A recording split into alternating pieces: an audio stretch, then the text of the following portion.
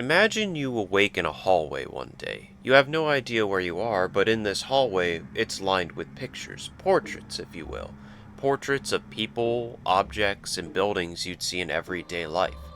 And of course, among these portraits are portraits of gross acts of dismemberment and pornographic material. While disturbing and unwelcoming as this hallway is, you walk down it to find a door. A locked door with no key in sight. After finding this door and that it's locked with no way of opening it, even jostling the doorknob just ensures the fact that it truly is a locked door. At the end of all this, you're given a trial. A trial that which you have no idea ends. It could take days, weeks, months, years, even decades of your life before the event that you're waiting to happen takes place and that door is open. And whatever lies behind that door will be for your eyes only. Is any price worth that prize at the end of the day? That is the question I want you to keep in mind. Is any sort of mental, physical, spiritual fatigue that you may have at the end of this trial worth it? For whatever could be beyond that door, whatever prize awaits you at the end of this cereal box, at the end of this maze or labyrinth of puzzle and downright horror? Because that is the questions that pondered the Morrowind community when they were plagued with the accursed mod Morrowind's Nightmare of JVK1166z.esp, a mod that would drain two modders to their very limit. Now, long before Nexus mods or other sites like that existed, there really was no way to rifle through every mod that was given to see if it was malware, Trojanware, or some sort of virus. There was only really one of three ways you got mods. Either A, you created them yourself, B, you got them from someone you trusted who got them from somewhere else, or C, you went to game forums to see if there were people trading mods around, which there always were. There were always people trading mods to enhance gameplay.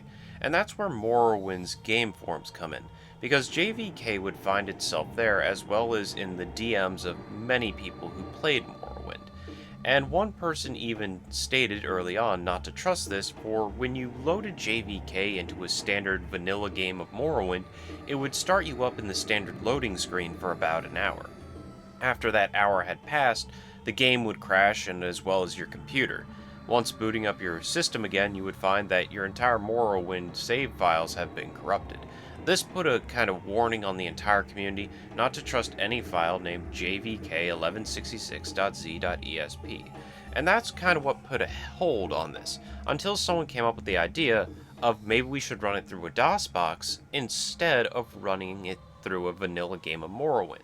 So for those who are too young to know or even remember the DOS era of technology, allow me to take you on a little field trip in time.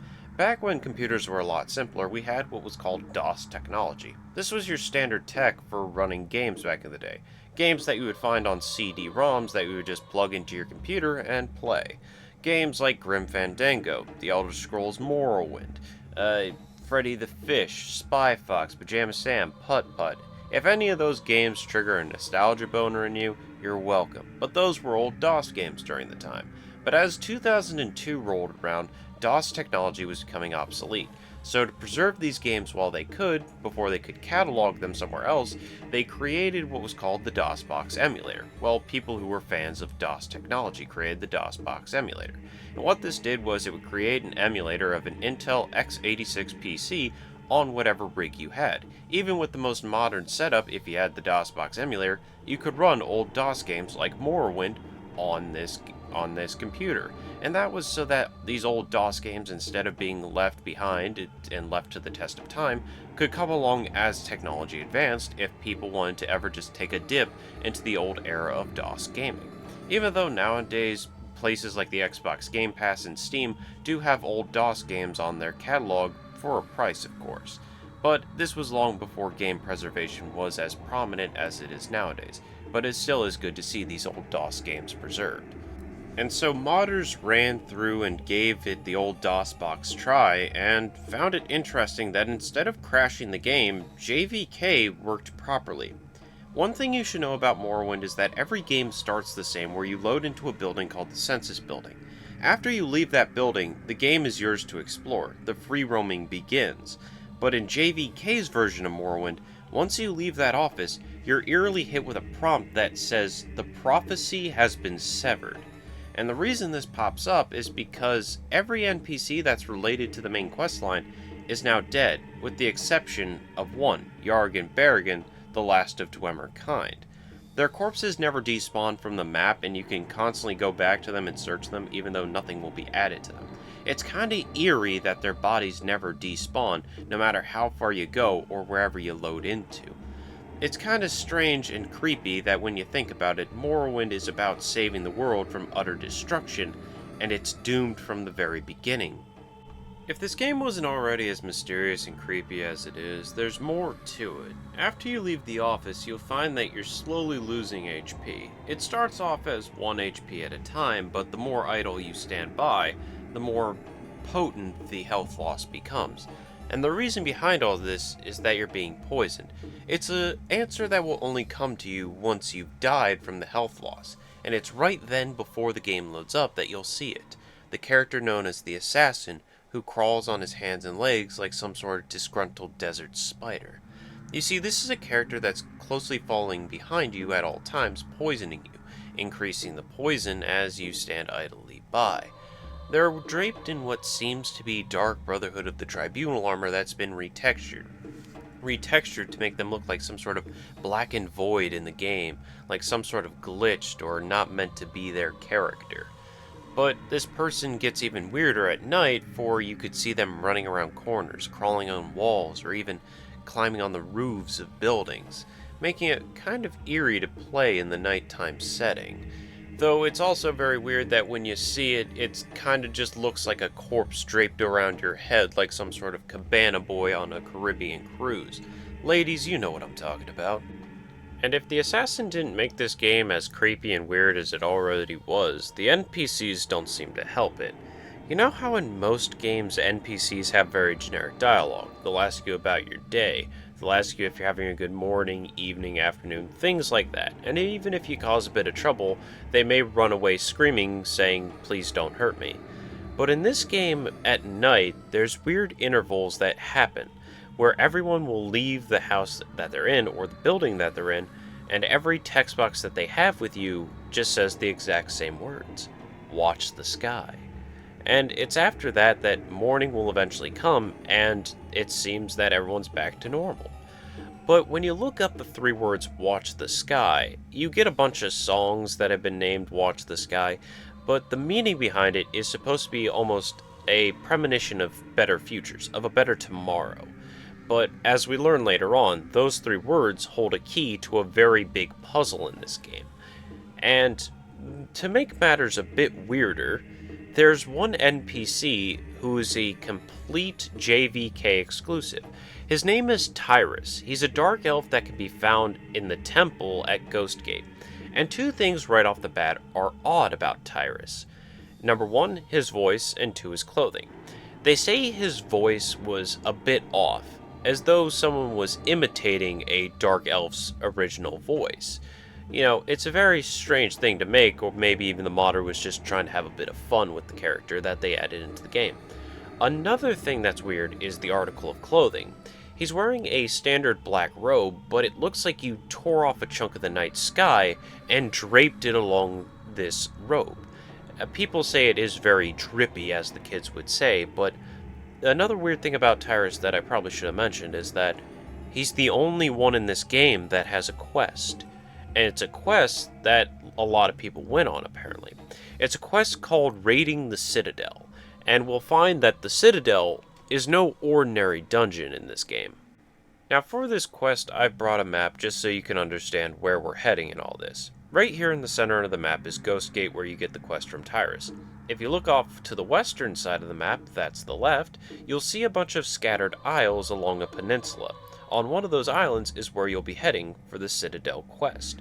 Now, walking there is a bit of a pain, but they found if you used an Icaran flight scroll around the westernmost part of the main landmass where this volcano is, you know, Dagoth and all that, you could find yourself just about right where the island of the Citadel should be. You may have to do a bit of swimming if your calculations were off a little, but you should just about make it there without having to do all the walking.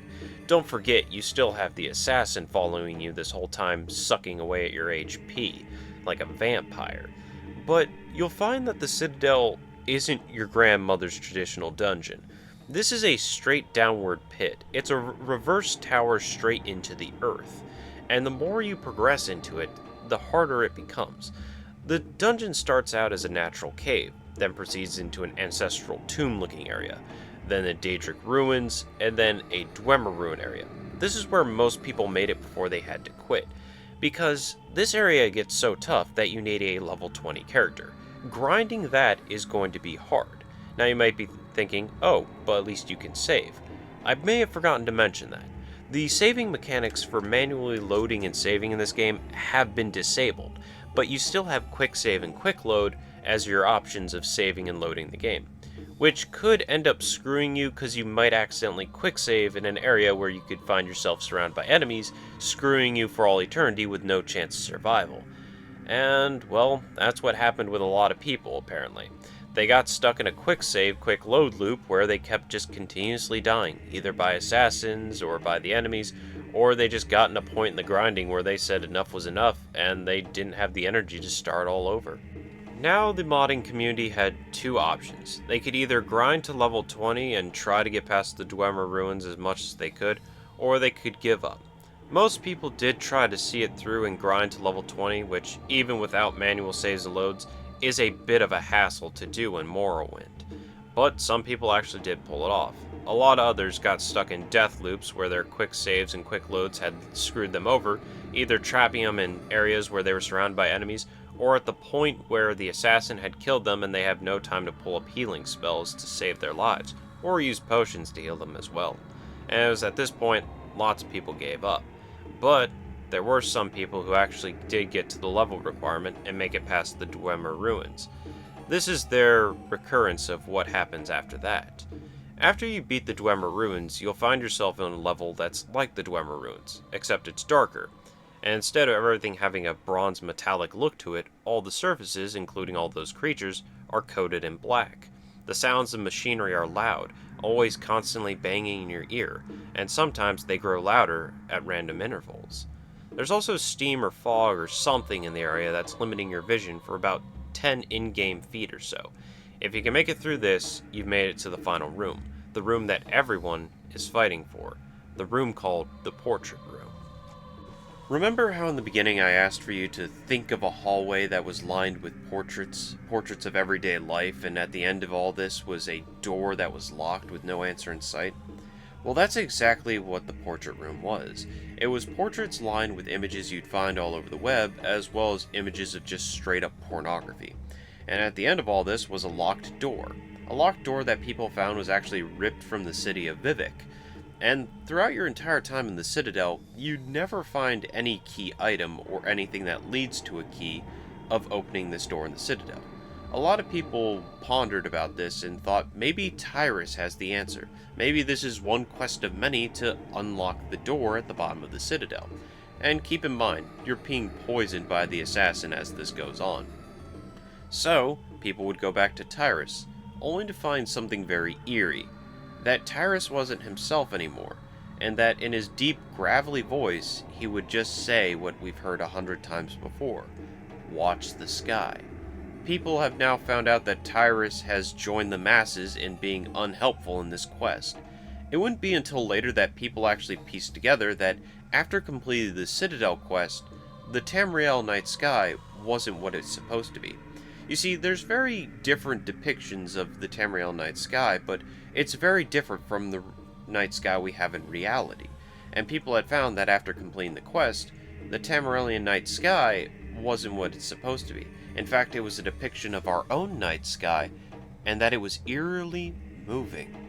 Now at this point, a lot of people hopped off the JVK mod. Either A, they didn't think it was worth it, B, nothing lied beyond the portrait room door, or C, they had no idea where to go next. But that's where one modder who we'll call David, and as well as a bunch of other modders who helped out, figured out some very important things about this new Tamrielian night sky.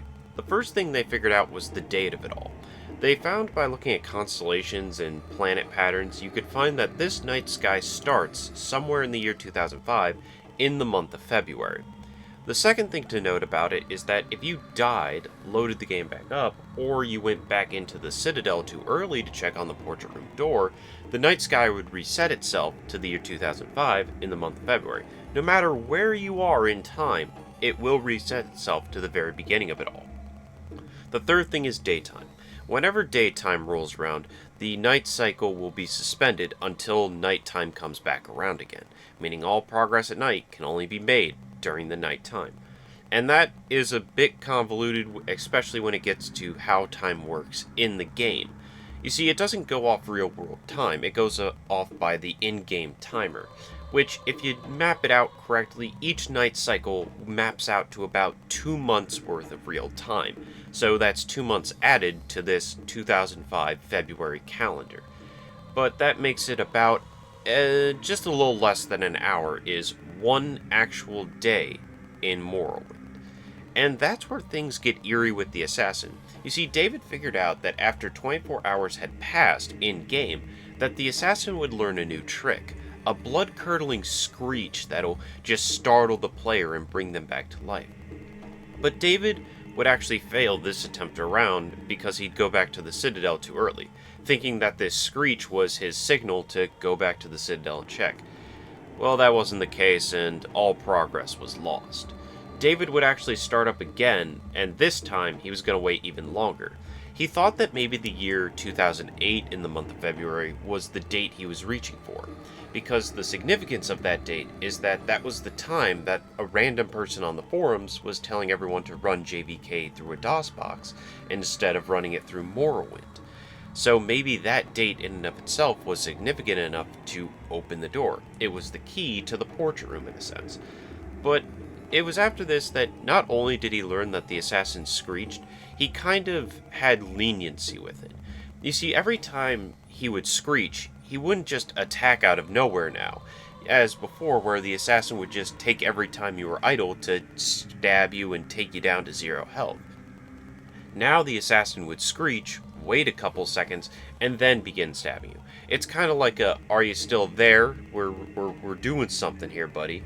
And so this would begin David's long trek to the wait of 2008 in the month of February, all to see what's behind the Citadel door.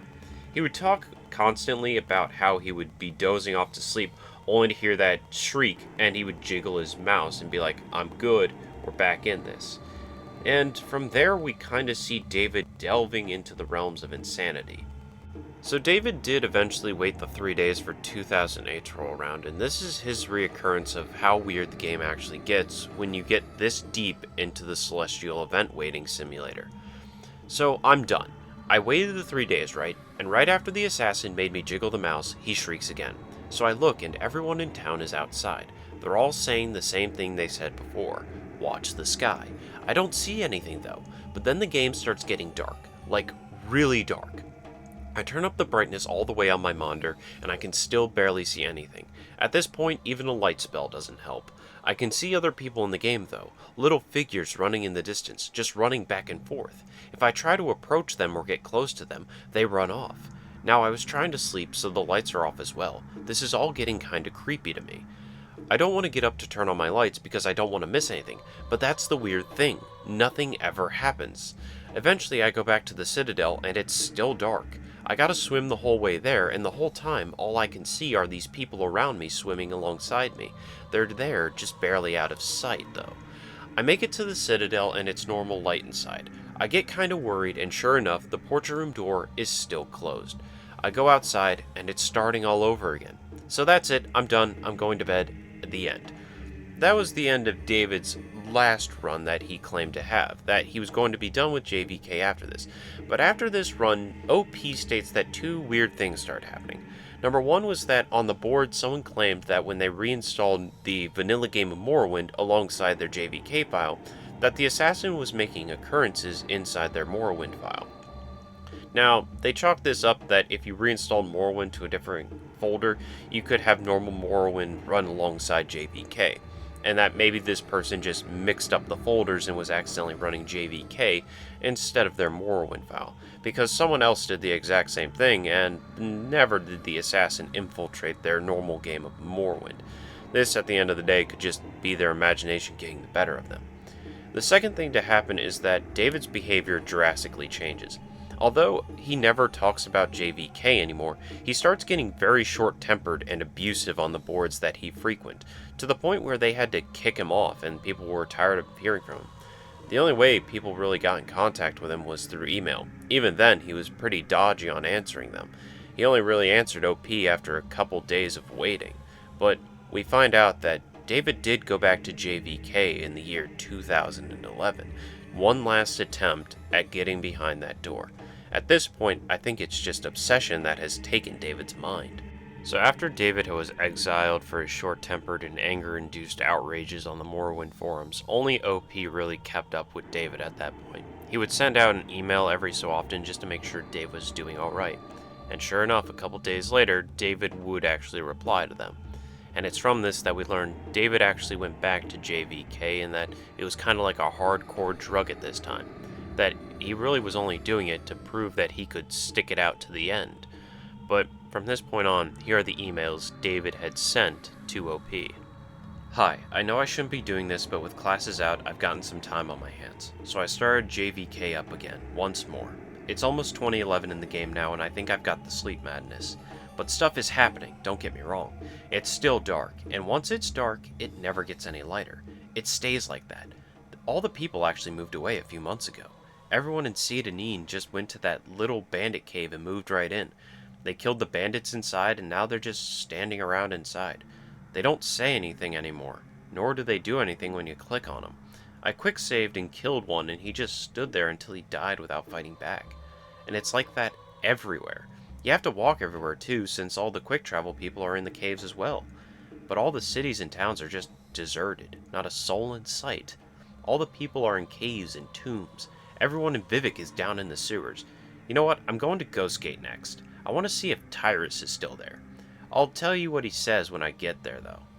Sorry, I totally forgot to reply. So, it's 2014 now in the game. Since it's always night, the stars are always moving. The whole screen is dark, but you can still make out the brightest stars moving across Tamriel. Tyrus was gone. Everyone in Ghostgate was gone. I don't even know where they went. They're not in any of the nearby caves, and they're not in Ghostgate. But there's new stuff.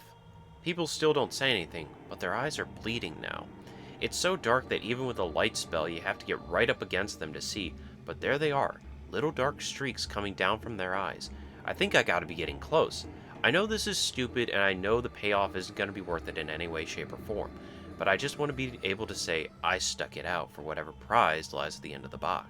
Alright dude, this is all starting to piss me off a bit. Some of the planets aren't even moving right. If this keeps up, I won't be able to keep track of time anymore. It's almost 2015 now, I think. You know what? I just noticed something weird. There aren't any monsters anymore in the world either. I'm completely alone outside. The main quest people's bodies are still lying around though. I went to check on him. Nothing changed. I don't even need headphones anymore, so I just leave them off. When he shrieks, it's like he's screaming right into my ear. I think I even kind of appreciate it now. He's around a lot more, and a lot closer. He's different from the other people who started showing up. Remember I told you about them. They keep running around, just where I can barely see them. I have to admit, it's kind of creepy at night. Sometimes when I go to the bathroom or whatever, I swear I could see something out of the corner of my eye. I'm keeping all the lights on now. Alright, I just woke up from a fucked up dream. I think, at least. The assassin shrieked at me, like he usually does, and when I opened my eyes, he was right there, crouching over me. His arms and legs were longer, though, more like a spider's than any human's. I tried to push him away, get him off me if I could. When I touched him, though, my hands just seeped inside of him, and I couldn't get them loose again. It was like he was made of tar or something. But then, I awoke again. I thought, at least. He was gone. But when I looked at the monitor, I wasn't where I was. I was in the Corpsarium with Yargum for once. The light was okay, and I could see him all bloated on those mechanical spider legs of his. I sat down at the computer, and he started talking to me. Not in a text box, but really talking to me, in Tyrus's voice. He knew things about me. He told me things that I never told anyone before. Some things I totally forgot about. He told me that almost nobody had made it this far, and that the door would open up soon. I just had to hang on a little while longer. He said I'd know when it was time. He said I might be the first to see what lies inside. And then I woke up for real this time, but I was at my computer, and I still wasn't where I was.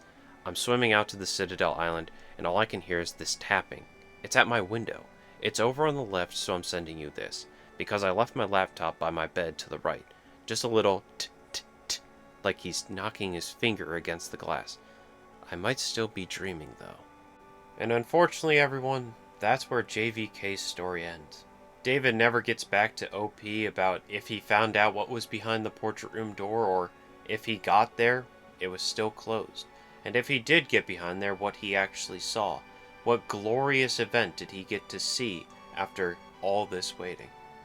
It's a very odd tale to end on, but we can actually still do a bit of theory crafting of what JVK was intended and its true meaning behind it all. You see, if you do enough letter scrambling with the 3 letters you have, you'll eventually get them in this order, KJV, which those who are old school fans of theology will realize that's the common abbreviation given to the King James Version of the Bible. That being said, the 4 numbers we have now actually have a lot more significance and meaning. They're not just 4 random numbers picked out of the sky, it's a Bible chapter and a Bible verse. But there is no 1166, so we have to mirror flip this for it to make sense. And it's the only other way for it to make sense because there is no chapter 61, verse 61. So the only way this makes sense is that you do it chapter 66, verse 11, which you get 2 results for. You get Isaiah 66:11 and Psalm 66:11, which we'll look at independently, and they have their own place in JVK. But before we do that, let's focus on that ESP part of it. ESP, for those who don't know, is a common abbreviation for extrasensory perception, things like psychics, mediums, clairvoyance. If you've seen Mob Psycho, you know what ESP is, but this can all be chalked up to the term of mental perception or even psychological perception. It's more of a pseudoscience that a lot of people don't believe in, and you can't prove it's fake either. It's just one of those things that is kind of gray area, even though a lot of people believe it to just be a lot of hooey. But back to those Bible verses now that we have ESP settled. We'll start with Psalm 66:11, which actually makes a lot of sense when you think of JVK as a whole and look more in depth to what the words mean. You have brought us into the net. You laid afflictions on our backs. You have caused men to ride over our heads. We went through fire and through water, but you brought us out to rich fulfillment. Now I know, that sounds very crazy and very weird when talked about in the sense of a mod for Morrowind, but let me break it down for you. You have casted us into a net. That's talking about the modder inviting people into JVK through private DMs. He's setting the line by giving them the mod in the first place.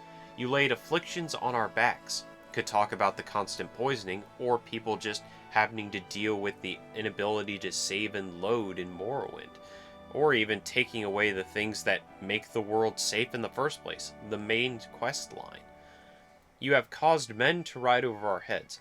I wonder what one character we've seen throughout this entire mod that crawls like a spider on walls and ceilings, and we've seen countless times hover over the dead corpse of the player. We went through fire and we went through water. Talking about how you had to go to Ghostgate to talk to Tyrus. Tyrus is located in Ghostgate, which is right below Red Mountain, an active volcano. And through water. You had to go westward and swim to a small island where you found the rich fulfillment, the Citadel that housed the portrait room. And that leaves us with our final passage, our final clue and final piece of the puzzle of what JVK is all about. Isaiah 66:11, which reads as follows: That ye may suck and be satisfied with the breasts of her consolations, that ye may milk out and be delighted with the abundance of her glory. Now, weird wording in Old English aside, you're probably wondering how this fits into JVK. Or you heard me say the word breasts and you're rushing to Google FNAF R34, which I'm here to wrangle you back in, kiddos. Sunday school ain't out of session just yet. You see, this talks about a time where the church's friends would be called together to rejoice with her one last time, that they would partake of her joys and comforts, delights and pleasures when all summoned together. Now you might be wondering, that still doesn't make any sense. Well, let me put it like this. In the sense of the church, it's the Citadel. When talking about her, it's the portrait room. You see, it's the whole trial aspect of the second half of the mod. After you go back to Tyrus and all his dialogue is watch the sky, it starts that trial, the trial of waiting. Waiting to be called back to the church where you can't go back too early or you'll be penalized for it. It's a trial of faith, a trial of waiting for the church to summon you when the time is right, waiting for that signal to come out to you, calling you back to her, in which then you can delight in all the spoils that she has for you. So in the end, what can we theorize about why JVK was created in the first place? Well, from the clues that we gathered, we could say that it was meant to be a psychological burden on the player. That once they got so far and had to withstand the trial, they would have to patiently wait by as the world slowly grew darker around them and their health continuously drained, only to have an assassin shriek and remind them of what they're doing. And as the days slip by and the days turn into weeks, weeks into months, months into years, years into decades, and decades into millennia, you'd still find yourself waiting in that ever-looming darkness, waiting for the Citadel to call you back. Call you back to her so that you could finally reap the rewards you so rightfully deserve.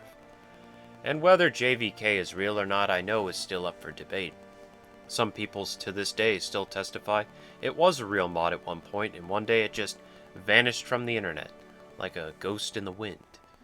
Others say that it's just another internet campfire story, meant to scare people about how dangerous modding could be, and that all it is just internet folklore at the end of the day. Well, it's not my place to tell you whether JVK was real or not. That's up for you to decide. And I know there will always be that person that questions, Cuckoo, what do you think what was behind the portrait room door? Well, my answer is very simple and poetic. Nothing. You see, JVK is more than just a story about a very creepy mod on the Morrowind boards. It's a story of how obsession can control us to do very disturbing things, and how we could lose our way because of obsession. Sometimes we obsess over small things we feel guilty over, not saying hi to friends, bumping into someone, and not saying sorry. Small things like that weigh on the conscience. But then there are the bigger things we obsess over. Lust, power, happiness, status. Those things control us. And the more we get controlled by these things, the darker the world becomes, with no one to help us in our quest. And when it's dark all around you, it's very easy to lose your way, only to have a screaming reminder of why you're in the darkness in the first place. And the best way to find the light again is to find yourself. Obsession can be a cruel mistress that once she has a hold of you, she can control you for a long time. But what obsession doesn't want you to know is that it's truly weaker than your willpower. I know that you have things in your life that you probably still feel guilty over and obsess over constantly, like those things that live rent-free in your head, those embarrassing moments, or moments of sadness or grief that you felt bad for ever happening. But you're stronger than them. You always have been and you always will be. Obsession doesn't control you. You control obsession. Because I know you're stronger than that. Until then, good night, sleep tight, and have a great life, everyone.